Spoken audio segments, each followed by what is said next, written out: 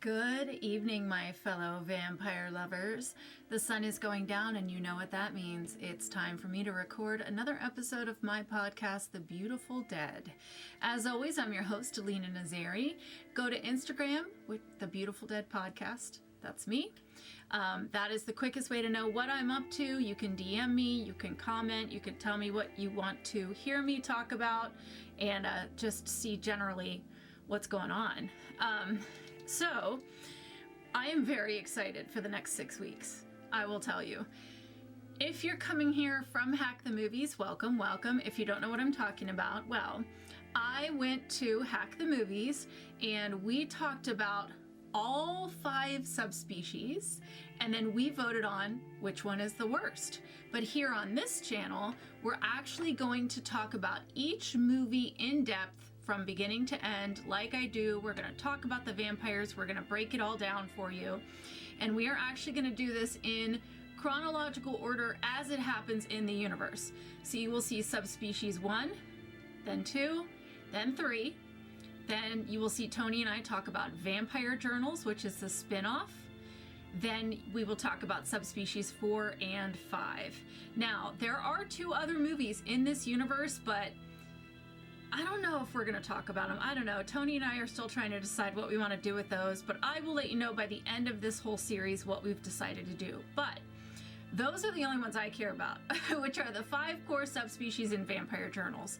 So that's what would be happening on this channel here. If you want to watch me talk about it and then go watch Tony and I talk about all 5, you can really do it either way, because on his channel we don't talk about very much. We sort of quickly summarize each movie and then we vote on which one we thought was the worst.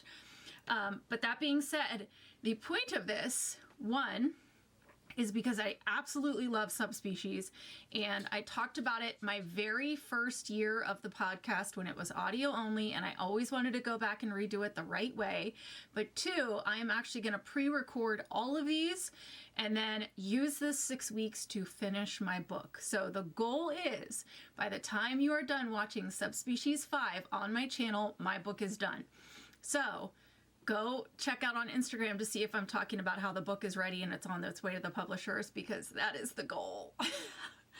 If you haven't heard, I actually did cancel going to New Orleans in July for GalaxyCon. There was a lot happening in my house right now. I'm so sorry if you can hear Juliet going back and forth, back and forth. I'm telling you, I try to keep the door shut and then she cries at the door. So then I bring her in and she cries at the door. So now I leave the door cracked and she's just in and out, in and out. So I'm sorry about the little puppy steps. Anywho, I have one kid moving out, the other kid's going to college. So I need to use this summer to just be with them and get all this stuff done. So the next thing that's happening for sure, I'm waiting to hear back from Animate Philly, which would be the beginning of October. But the one thing I know that's happening for sure is October 25th, I will be at Vampa, which is the Vampire Paranormal Museum in Philly, just outside of Philly, doing a special event. Please follow me on social media to hear all the updates, because I'm really, really excited for this one. Then the following weekend, I'll be at the Vampire Masquerade Ball just having fun. So make sure you're following me so you can see all the pictures from the Vampire Masquerade, which I've always wanted to do. All right, let's get to it, because we have a lot to do, okay? Try to bear with me. I will share as much as possible, but YouTube has been very weird recently about what I'm allowed to share and not share, so please bear with me. All right, let's talk about subspecies.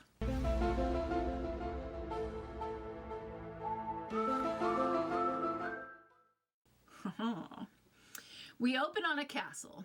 The king of the vampires is sitting by a fire with the bloodstone in his hand. He raises it up to let a drop of blood fall into his mouth.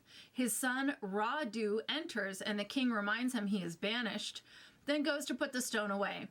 Radu doesn't leave, but instead approaches the king. He says the festival is approaching and he knows that the king has summoned Radu's brother home from abroad, but Radu is not going to allow his brother to assume the throne since Radu is the firstborn and believes the bloodstone is his birthright. The night of the festival approaches. You summoned my brother home from abroad. Did you think that I would stand by and let him assume the mantle of power? But the king thinks Radu is too evil to have power that comes along with using the bloodstone and traps Radu in a cage. Radu snaps off a few of his long fingers and they turn into these little minions. And Tony actually said, oh, those are the subspecies. I did not know this whole time that that's what the title was about. So these little minions are these subspecies. They set Radu free, and Radu stabs his father and licks the blood off the knife, which that is the first kind of iconic scene from the series, is Radu licking the dagger clean.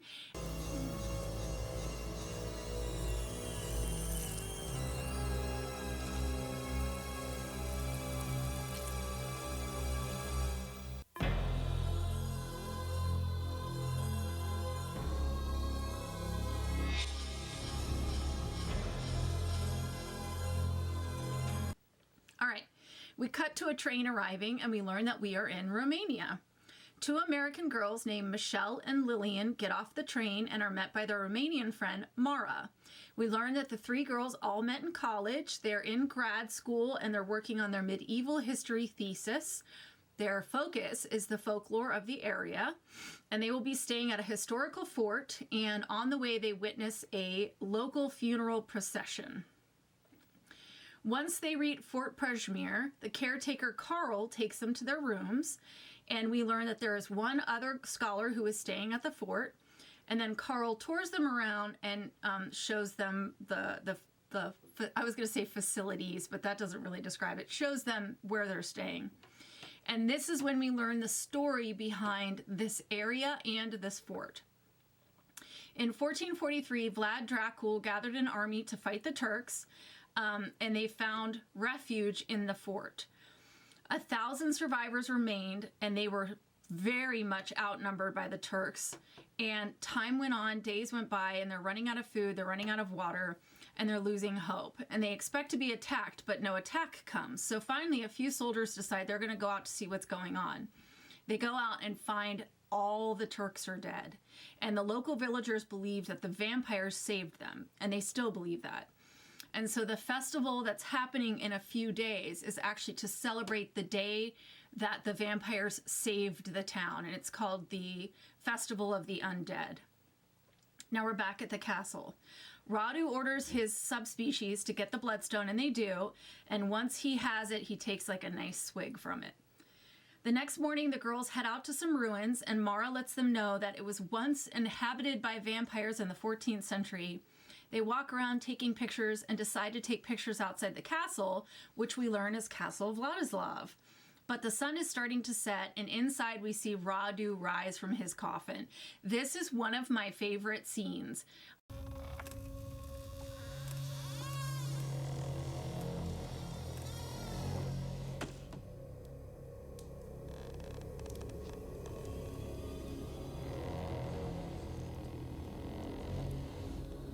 I still think the way that they lit it and the way that they shot it is so very cool, and I feel like it does hold up all these years later, but I'm a little bit biased. Lillian decides she wants to break in, so she slides her arm through a space between the door and the door jamb, and she raises her arm in, and she tries to unlock the door from the inside, but she cuts her forearm, and so they leave to tend the wound, and then we see Radu open the door and smile as he watches the girls walk away.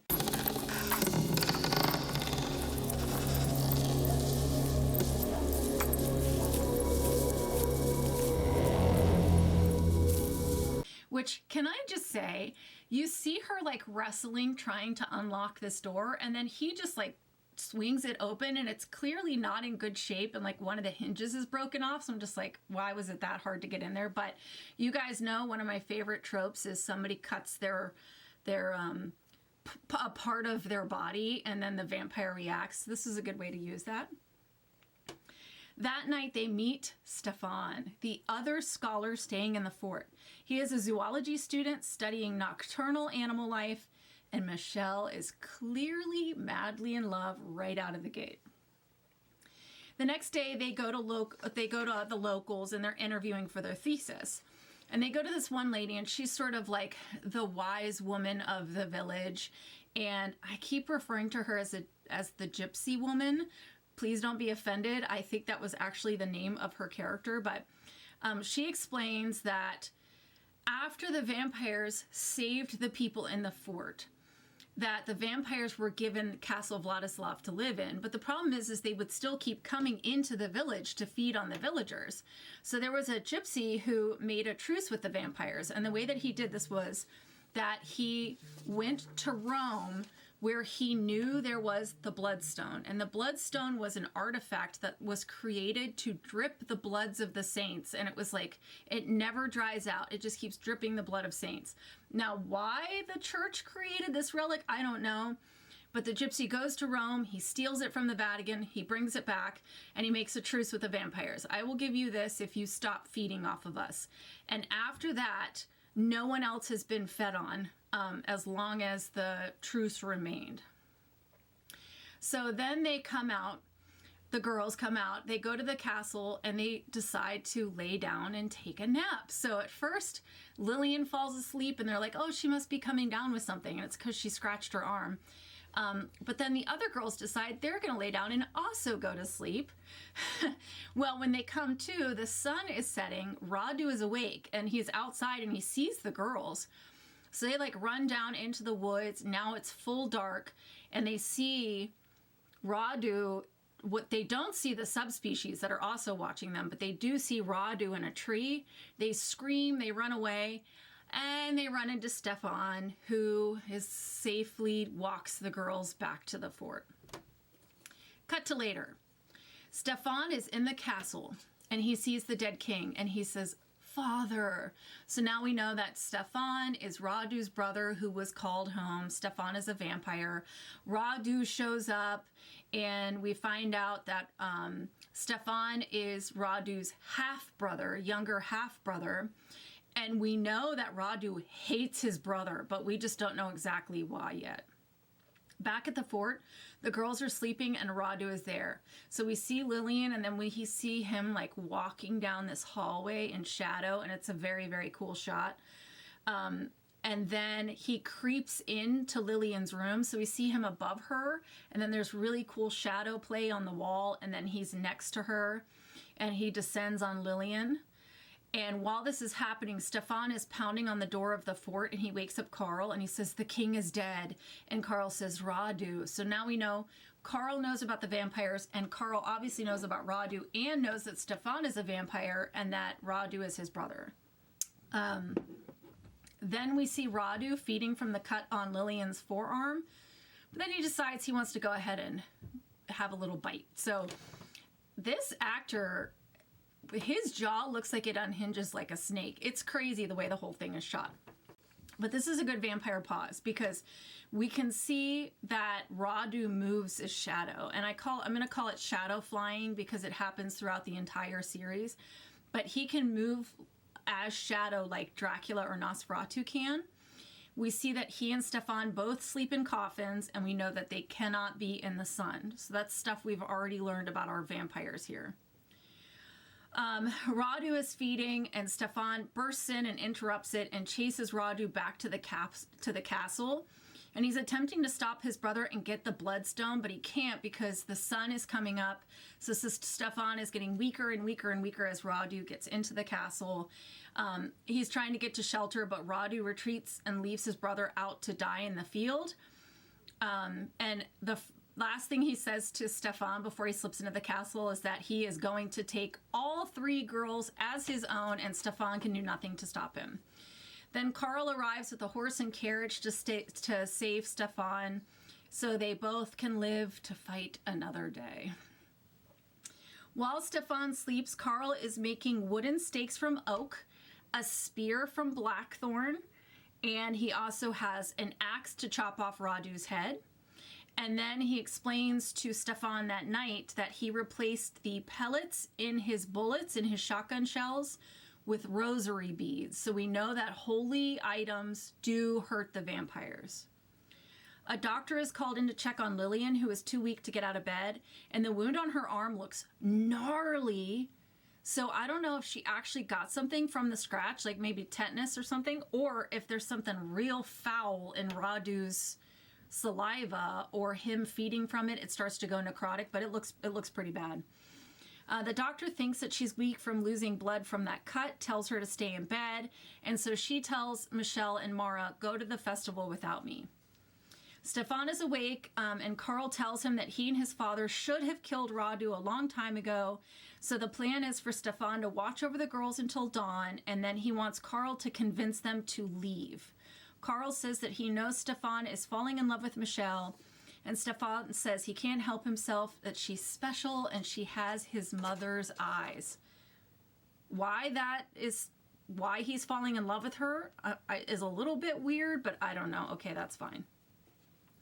So now the girls are at the festival, which actually looks pretty cool. So we get to see a few minutes of like just local customs, and we get to see the thing with the rider on the white horse. If the horse won't jump the grave, that tells us it's the grave of a vampire, which is a very, very, very old belief. Everybody's out. Mara accuses Michelle of looking for Stefan instead of focusing on her work. And we see the gypsy woman is telling everyone, don't talk to those American girls. They're going to wake the devil. Stay away from them. Mara explains this custom, like I just said. If sickness is plaguing a village, they'll take a white horse into the cemetery. If the horse refuses to jump over the grave, that is the grave of the vampire who must be staked, have the heart removed, boil the heart, and everyone drinks the water to stop the plague. Real thing, actually just happened in like 2013 in Romania. Go look it up. I'm not making this up. Stefan arrives and tells the girls that the locals are superstitious and these ways are ridiculous. Mara takes the camera and breaks away from the group to go take pictures, and Stefan and Michelle kiss, and he nibbles on her neck, and he gets a little carried away, which freaks him out, so then he leaves. The gypsy woman is watching.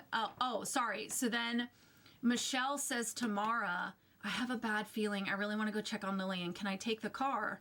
And I'll come back and get you later. And Mara's like, don't worry about it. I'll find a way to get home. So we see Michelle get in the car and leave. And then the gypsy woman is watching her leave.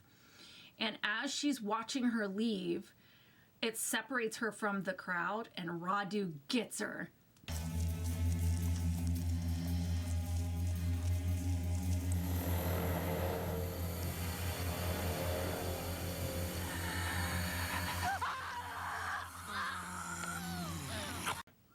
Now, Radu has two fangs on each side. They are very long fangs. They almost look like snake fangs. But like I said, the other vampires are not going to be as consistent, so just bear with me. Mara is taking pictures, and she sees the gypsy woman, and she recognizes the mask because the gypsy woman's been wearing it the whole time. It showed it to them earlier. And so she's taking pictures, and as the person approaches, the mask gets lifted up and we see that it's Radu, and then Radu disappears.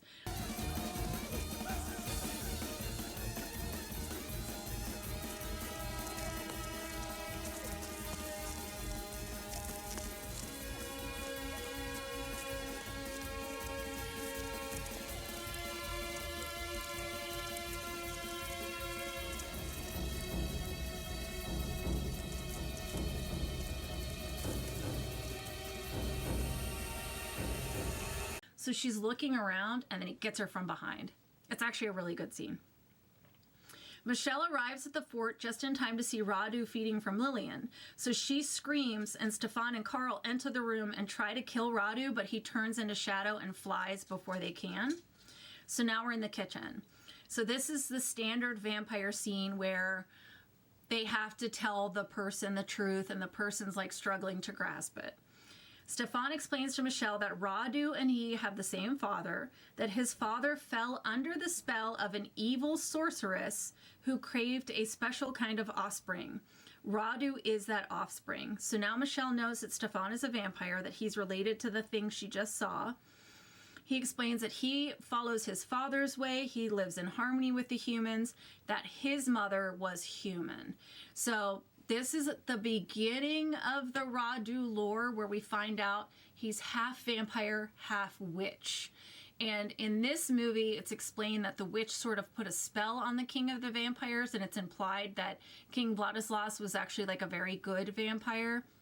That's going to change as we go on. Bear with me, the lore does not stay consistent throughout the series. And we're going to talk about that when we get to the end of 5, because I have some strong opinions. Carl is guarding Lillian, but that cut looks really, really bad, and Lillian is struggling to breathe. Stefan tells Michelle she needs to leave in the morning, and he touches her face and she pulls away. So we know that she's kind of starting to believe the whole thing now. He's very dejected and leaves, but she gathers the courage to go find him and asks him, what's your plans? He says he's going to kill Radu, and she wants to help. And he says, help me by leaving. So she runs out of the room. Then in the castle, we see that Mara is chained to the wall, and her shirt is perfectly cut so we can see her boobies, because it's the 90s, and that's just, that full moon loves to do stuff like that. Radu takes a swig from the bloodstone, and then the minions, or the subspecies, come into the dungeon to torment poor Mara. Back in the fort, Lillian has died. Oh, Lillian. Carl explains that no one can find Mara, and one of the villagers was drained of blood at the festival, so we know they're talking about the gypsy woman. The doctor says that Lillian died of blood poisoning as the villagers are mourning the dead gypsy woman. And it's explained that they staked her, cut off her head, and poured holy water over her head. And Carl says, with the way that Lillian died, don't let them know, or they're going to do the same thing to her. And so Michelle is like, can we please bury her? So they take Lillian to the cemetery outside of Castle Vladislav. Like, why? And they bury her outside of the ruins because they know that the villagers won't go there because they're superstitious. Michelle's refusing to leave without Mara, and she says they need to find Radu while it's still daylight and kill him while he sleeps. Carl thinks it's a great idea. So he takes her into the castle, and he has this big blackthorn spear. They approach the coffin and lift the lid, but it is empty. The sun is down. Radu leaves the castle as Lillian climbs out from her grave.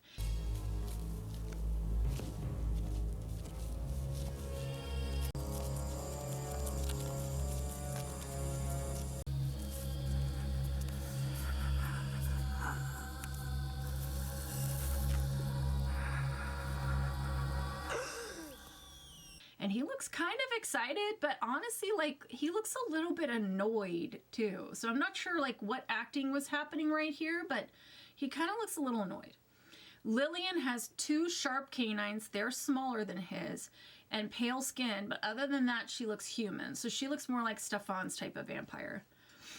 Now we cut to Stefan coming out of his coffin, and I forgot to mention in the beginning when Carl was touring the girls around, Lillian was like, what's up there? And she runs up into the attic, and there's a coffin up there, and she like sits on it and nonchalantly talks. Well, that was Stefan's coffin. So he was inside there when that was happening.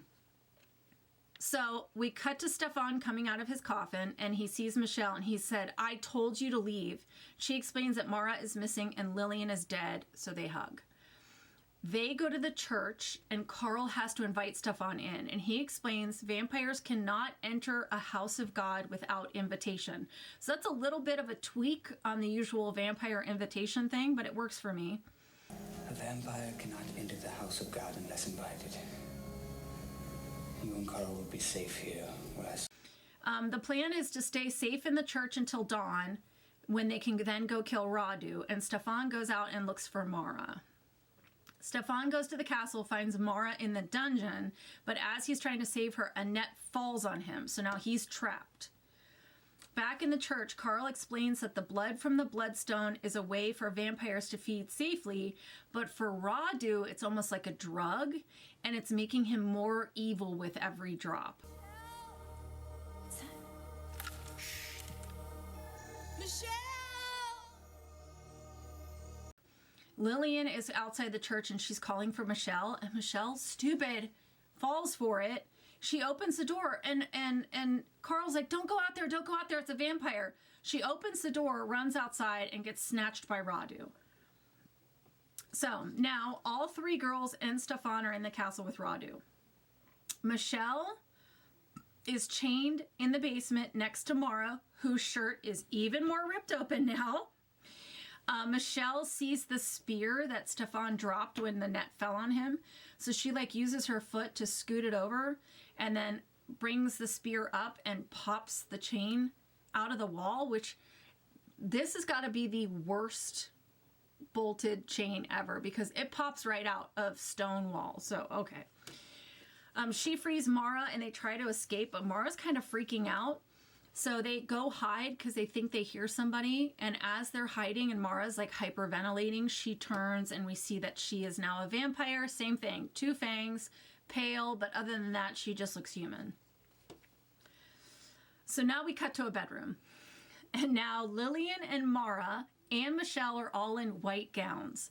So we get the whole 3-bride thing going on. And Stefan is chained like in a doorway overlooking this bed. And the 2 girls pull Michelle over to the bed and hold her down. And Radu comes in and he explains, like he has this whole villain monologue.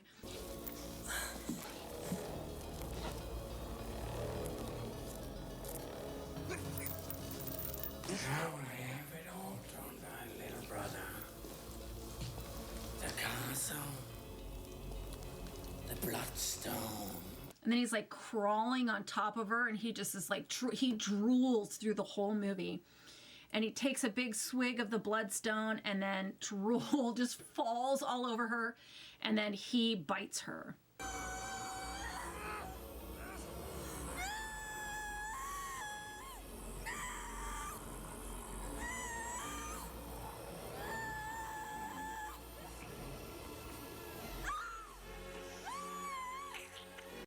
Carl enters and shoots Mara, then frees Stefan.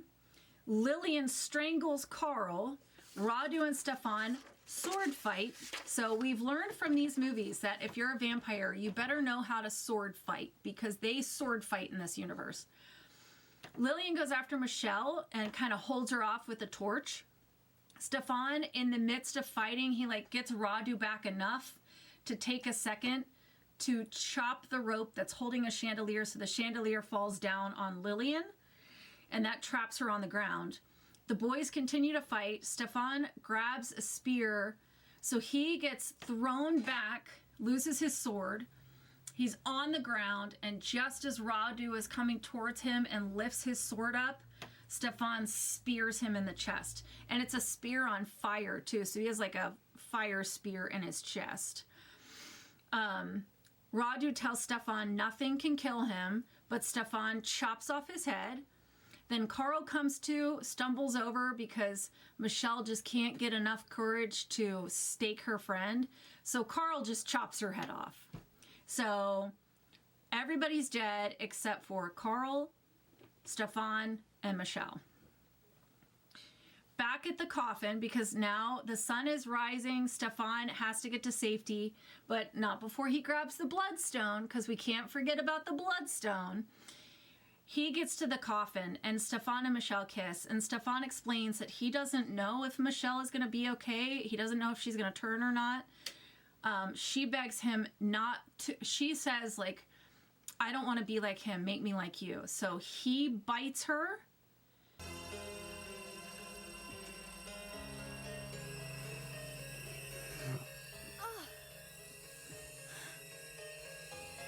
He doesn't want to. We see the hesitation. He's like, please don't make me.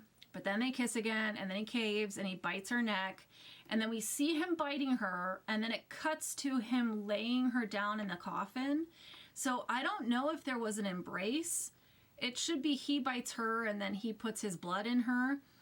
But apparently, in this world, because also we just saw Radu bite Lillian, we never saw a blood exchange. So I'm going to guess a bite is all it takes in this world. But again, we don't stick to our own rules as time goes on. So we're just talking about the first movie right now. So he lays her down. He closes the lid. And then we see Radu's head. And we see the subspecies come up. And then we see Radu open his eyes. And then we get credits. And we get the subspecies theme, which you're going to be so sick of in the next 6 weeks, but I apologize. I still love the theme. I think it's awesome, but they do use it a lot in this series, so be ready. That is Subspecies 1. Let's talk a little bit about tropes I love and tropes I hate. You know, I love the whole like when they get scratched, and then in this one it's not the vampire reacting, it sort of triggers the events that happen. So the way I see it is she gets scratched, he can smell that blood and he follows the smell. So that's, I think, where the scratch thing comes from, or why they used it in this one. You know, the whole like, I hate the instant love thing. So Michelle and Stefan are so in love in a matter of hours that she throws everything away, that he throws away centuries of solitude, centuries of playing by the rules, throws it all away to save her and try and, you know, be with her. That whole instant love thing, not a huge fan of that. The breaking off the fingers to create subspecies, I will tell you, he never uses that again for the rest of the series. So it's such a wild thing to show him doing that you never take advantage of again. It's a wild thing. And also you're going to see over the course of the 5 core subspecies films, the bloodstone changes, like the powers change, the lore changes. It's a wild ride, I'm going to tell you that right now. But I have loved this since I first saw it. I watched it on this little TV VCR thing in my room, got it at Blockbuster, and was immediately obsessed. Like, so obsessed that I started teaching myself Romanian, and the whole reason that my character Soren in my books is from Romania is like an homage to Subspecies. So it did have a profound impact on me. So let's talk about how sexy and alluring are the vampires of Subspecies. I think I'm going to keep the ratings until the end of 5. So I think I'm going to do like 1 master rating in each category at the end of this entire thing. I think that's how I'm going to do that, because so much more happens in the subsequent films that we really don't get to see in this one that does change everything. So I'm going to keep my ratings until the very end. So you're going to have to follow me through to Subspecies 5 to see my ratings.